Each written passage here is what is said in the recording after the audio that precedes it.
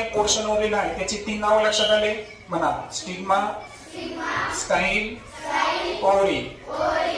आता या स्टिग्माला मी कट करतो.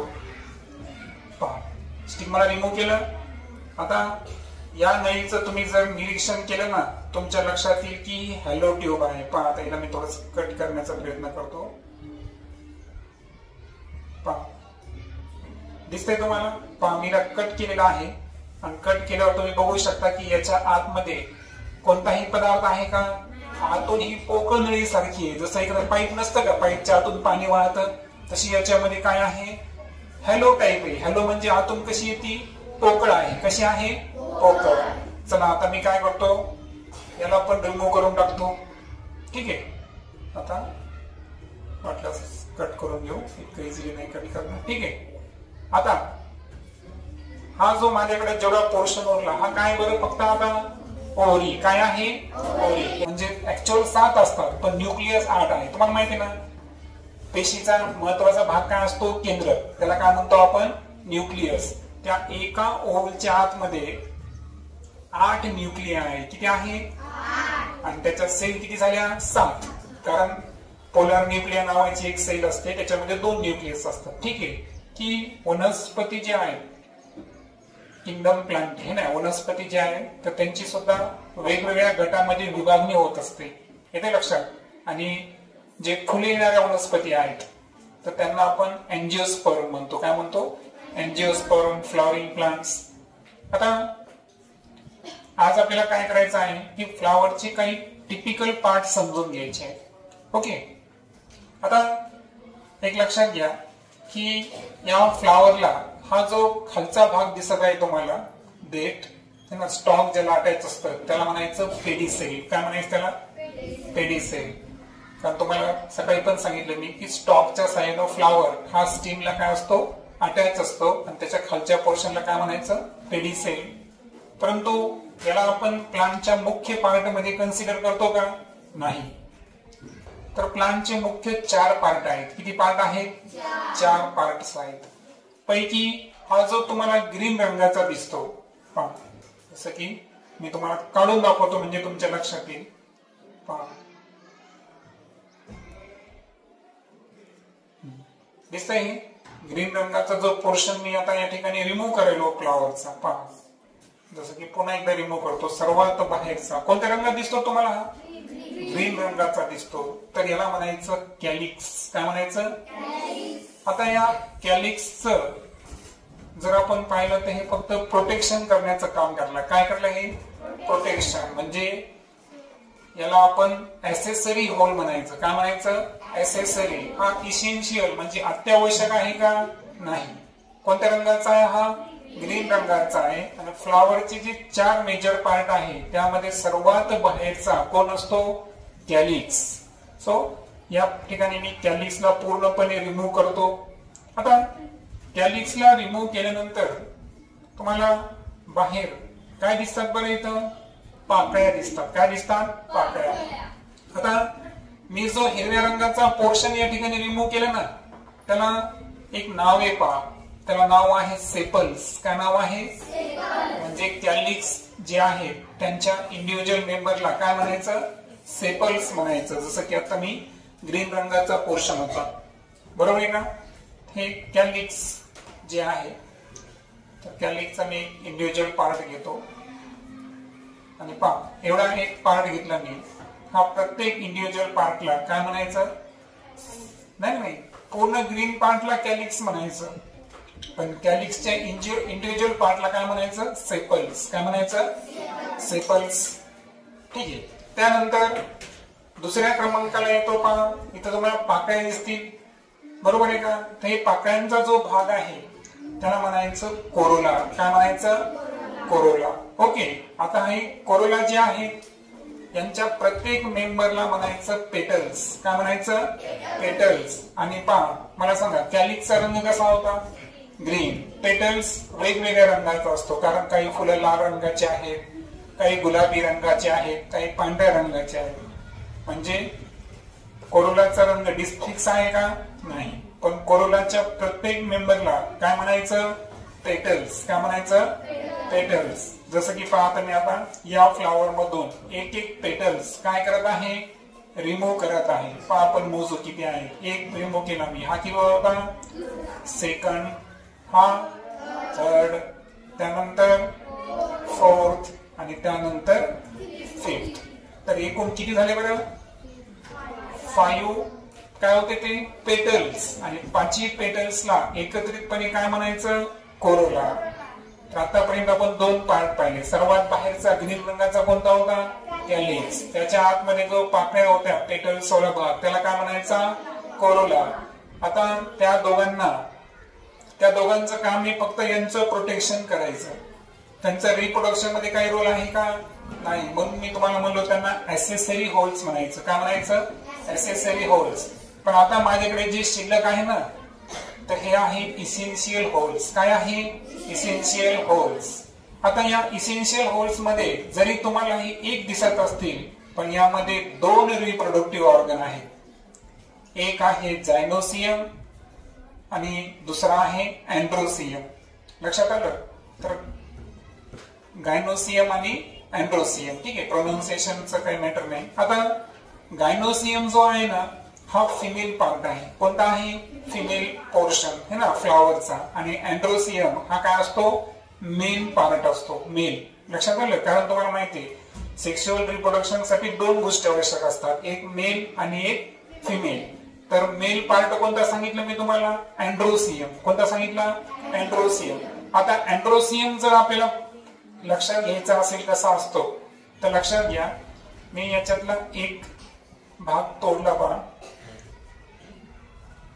किंवा तुम्हाला आता पहा हे पिवळ्या रंग दिसतं का? पिवळ्या रंगाचं दिसतात काही भाग आणि त्याला एक छोट्या छोट्या दांड्या आहेत. पहा, आहेत का? हे जे पिवळ्या रंगाचे भाग दिसतात ना आणि त्याला जी दांडी आहे त्यांना एकत्रितपणे म्हणायचं अँड्रोसियम. काय म्हणायचं? आता याचे 2 मुख्य पार्ट आहे. पहा, याच्यामधला जो पिवळा भाग दिसतो का तुम्हाला? पिवळ्या रंगात दिसतो भाग, याला म्हणायचं अँथर. काय म्हणायचं? अँथर. आणि अँथरची जी दांडी इथे दिसते तुम्हाला, लहान लहान दांड्या आहेत ना, तर त्यांना म्हणायचं फिलामेंट. काय म्हणायचं? लक्षात आलं? मग मला सांगा, या फ्लॉवर मध्ये असंख्य आहे ना, बरेच पिवळ्या रंगाचे भाग दिसतात तुम्हाला, छोटे छोटे दिसतात का सर्वांना? हा, तर जेवढे काही पिवळ्या रंगाचे भाग दिसतात तुम्हाला, या प्रत्येक पिवळ्या रंगाच्या भागाला काय म्हणायचं तुम्हाला? अँथर. आणि त्याच्या लहान दांडीला काय म्हणायचं? फिलामेंट. आणि त्या दोघांना एकत्रितपणे म्हणायचं अँड्रोसियम. काय म्हणायचं?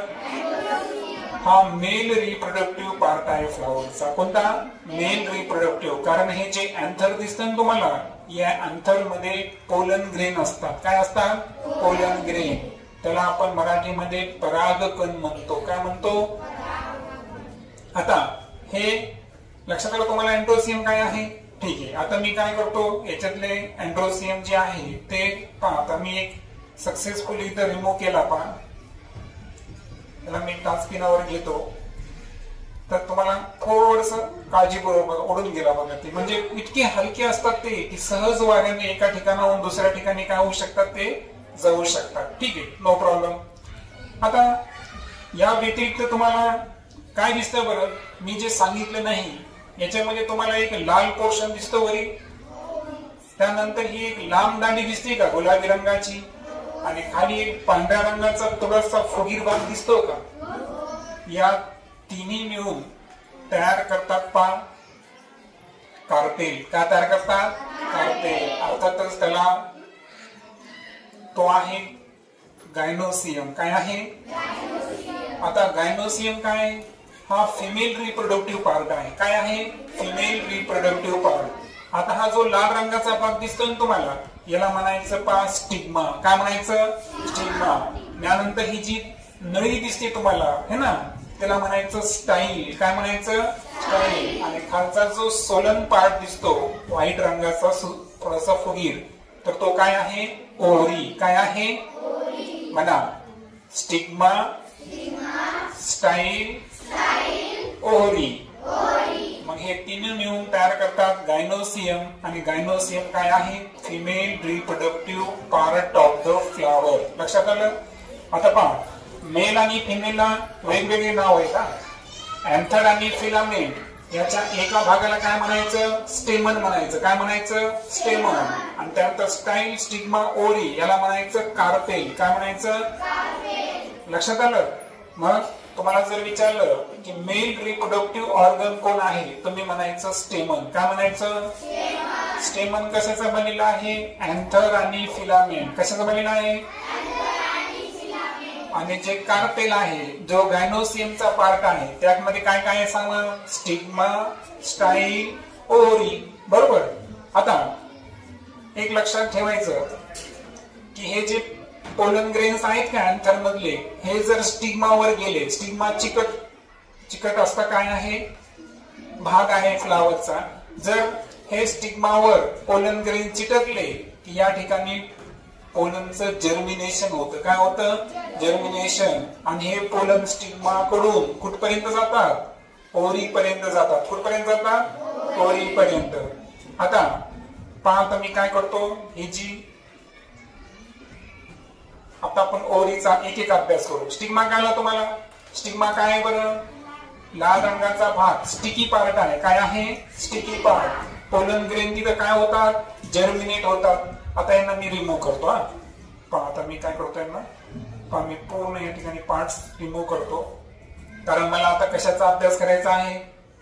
फक्त हे जी स्टाईल, स्टिग्मा, ओरी आहे याचाच मला अभ्यास करायचा असल्यामुळं मी काय केलं की मेल जेवढे पार्ट आहेत हे ना, जेवढे काही माझ्याकडे स्टेमन प्रेझेंट आहे, हे स्टेमन मी काय करायलो बरं सध्या?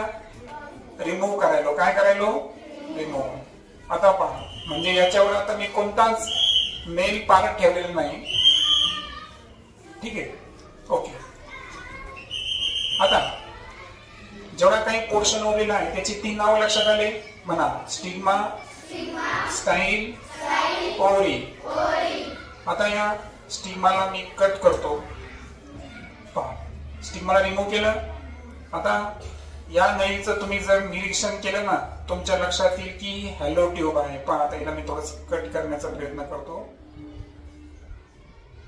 पहा, दिसतंय तुम्हाला? पहा, मी कट केलेला आहे.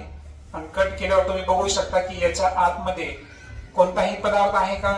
आतून ही पोकळ नळी सारखी आहे. जसं एखादं पाईप नसतं का, पाईपच्या आतून पाणी वाहतं, तशी याच्यामध्ये काय आहे? हॅलो टाईप आहे. हॅलो म्हणजे आतून कशी येते? पोकळ आहे. कशी आहे? पोकळ. चला आता मी काय करतो, याला पण रिमूव्ह करून टाकतो. ठीक आहे. आता वाटल्यास कट करून घेऊ, इतकं इझिली नाही कट करणं. ठीक आहे. आता हा जो माझ्याकडे जेवढा पोर्शन उरला, हा काय बरं? फक्त आता ओरी. काय आहे? ओरी. हे खालचा भाग मी फक्त सपोर्ट साठी गेलो बरं. आता हे जे ओरी आहे ना, तुम्हाला मी म्हणलो की अँथर मध्ये कोण होते बरं? Pollen grains. अँथर मध्ये कोण होते? Pollen grains. बरोबर आहे का? तिथं तयार होणारा मेल गॅमेट्स आणि फिमेल गॅमेट जे असतं एग सेल. काय म्हणतो त्याला आपण? Egg cell. म्हणजे एक सेल ओव्हल मध्ये असते. कशामध्ये असते? ओव्हल. आणि ओव्हल कोणाच्या आतमध्ये आहे? ओरीच्या आतमध्ये. कशाच्या आतमध्ये? ही ओरी आहे. ओरीमध्ये एक ओव्हल असू शकतो किंवा एकापेक्षा जास्त ओव्हल असू शकतात आणि त्याच्यामध्ये असतं एक सेल. तर ठीक आहे, आपण काय करू, याला कट करू आणि कट करून याचा आपण थोडासा अभ्यास करू. तर पहा, आता मी याला जसं कट करायलो तर याच्या आतमध्ये हा याच्यामध्ये एक सिंगल ओव्हल प्रेझेंट आहे. आणि हा सिंगल ओव्हल तुम्ही बघू शकता. दिसतंय सर्वांना? पहा, आहे का? सर्वांना दिसतो का? आता हे जे पांढऱ्या रंगाचा भाग दिसतोय ना, तो थोडासा स्टाईलचाच पार्ट आहे. परंतु पहा, मी आता ओरीला जेव्हा या ठिकाणी रिमूव्ह केलं तर ओरीच्या आतमध्ये काय असतं? ओव्हल. काय असतं? ओव्हल. आणि या ओव्हलच्या आतमध्ये तुम्हाला कल्पनाही नसेल की याच्यामध्ये 8 सेल असतात. किती असतात? 8 सेल असतात. लक्षात आलं का? म्हणजे ऍक्च्युअल 7 असतात पण न्यूक्लियस 8 आहे. तुम्हाला माहिती आहे ना, पेशीचा महत्वाचा भाग काय असतो? केंद्र. त्याला काय म्हणतो आपण? न्यूक्लियस. त्या एका ओव्हलच्या आतमध्ये 8 न्यूक्लिया आहे. किती आहे? 8. आणि त्याच्या सेल किती झाल्या? 7. कारण पोलर न्यूक्लिया नावाची एक सेल असते, त्याच्यामध्ये 2 न्यूक्लियस असतात. ठीक आहे. परंतु याच्यामध्ये एक सेल मात्र एकच आहे. एक सेल किती असते? एकच असते. आता याला आपण पाहू शकत नाही, पण आता याला मी कट करत नाही, कारण याला कट केलं तर फर्दर गोष्टी पाहण्यासाठी आपल्याला कशाचा वापर करावा लागेल, मायक्रोस्कोपचा वापर करावा लागेल. तर ठीक आहे, इथं आपण थांबू. नेक्स्ट टाइम आपण मायक्रोस्कोपच्या साहाय्याने काय करू, त्याच्यामधल्या काही गोष्टी जाणण्याचा काय करू, प्रयत्न करू. पोरं, तुम्हाला फ्लावरचं स्ट्रक्चर लक्षात आलं है ना?